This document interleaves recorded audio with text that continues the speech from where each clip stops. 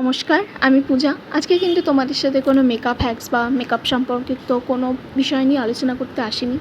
বর্তমান পরিস্থিতিতে সবথেকে গুরুত্বপূর্ণ যে আলোচনাটা, সেই আলোচনাটাই তোমাদের সাথে করতে এসেছি, বা বলা যায় কিছু মনের কথা শেয়ার করতে এসেছি। আমার মনে হয় কোনো মেয়ে যদি নারী সুরক্ষার কথা বলতে বসে, তাহলে বোধহয় অনেকগুলো মহাভারত লেখা শেষ হয়ে গেলেও কথা শেষ হবে না।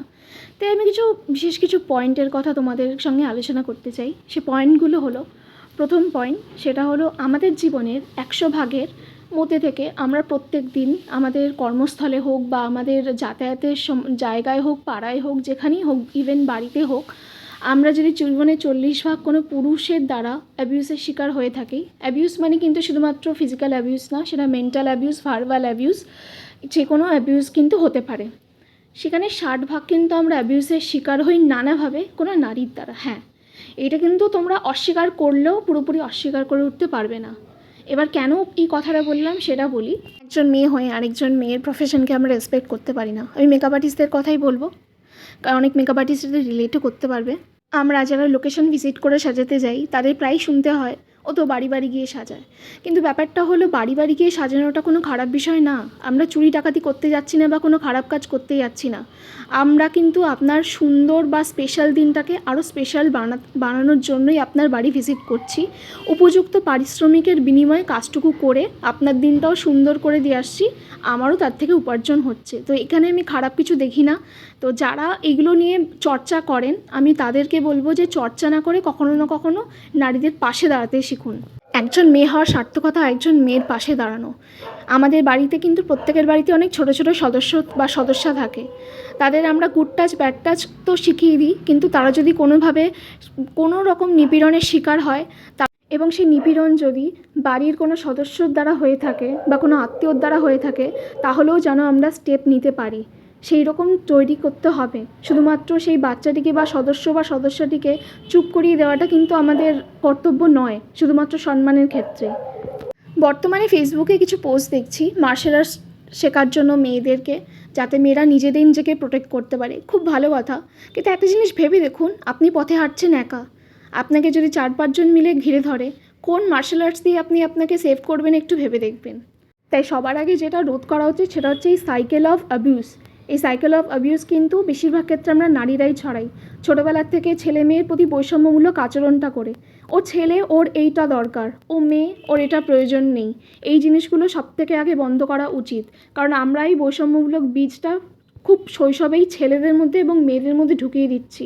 অনেক মেয়েকেই বলতে শুনি, আমি নারী, আমি সব কিছু পারি না।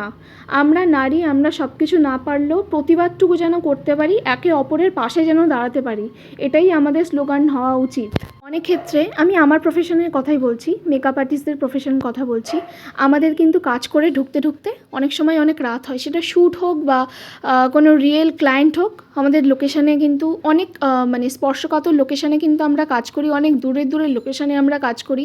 সেখানে কিন্তু রীতিমতো আমাদের ভয় যেতে হয়, শুধুমাত্র ক্লায়েন্টের উপর বিশ্বাস করে।